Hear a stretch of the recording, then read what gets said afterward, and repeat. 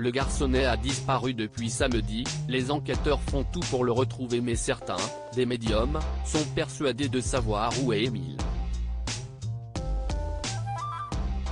Des personnes qui brouillent plus les pistes qu'autre chose. BFM TV a dévoilé des images qui font froid dans le dos. Depuis le 8 juillet, une question est dans toutes les têtes, mais où se trouve le petit Émile, 2 ans?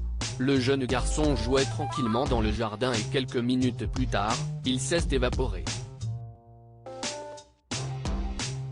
Il était alors chez ses grands-parents au Auvernais. Mais stupeur, selon les dernières nouvelles, il s'avère que ces derniers n'étaient pas seuls avec l'enfant puisqu'une réunion de famille a eu lieu durant le week-end. Une famille décrite comme très croyante. Si les membres de ce clan sont toujours dans l'attente de savoir ce qu'il s'est passé, certains pensent avoir entre les mains les clés de l'affaire. Comme l'a fait savoir BFM TV, ce jeudi 13 juillet, des médiums se sont en effet invités dans l'enquête. Une façon indigne pour certains de promouvoir leur business en ligne.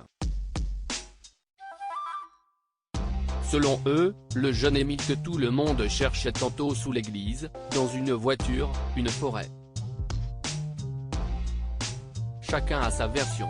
Des médiums arrivent même à obtenir 40 000 clics, comme si est le cas d'une internaute qui, avec un jeu de tarot, estime qu'il y a une histoire de rançon derrière tout ça.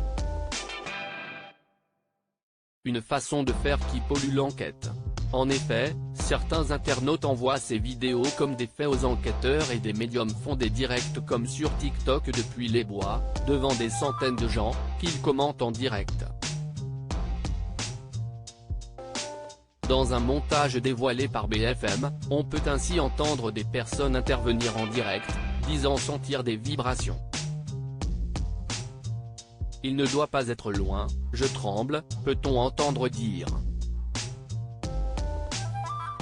Appelle de nouveau, dit une voix, indiquant aussi que la personne n'est pas loin du petit Émile.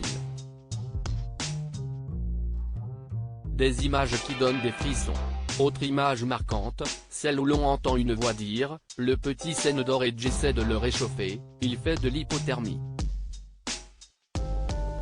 Les enquêteurs ont mieux à faire et pire encore, la présence de ces personnes brouille les pistes puisque certains jettent des mégots, laissent des traces de pas et pour ne rien arranger, perturbent les chiens cynophiles. Du temps perdu alors que s'y est une course contre la montre qui se joue.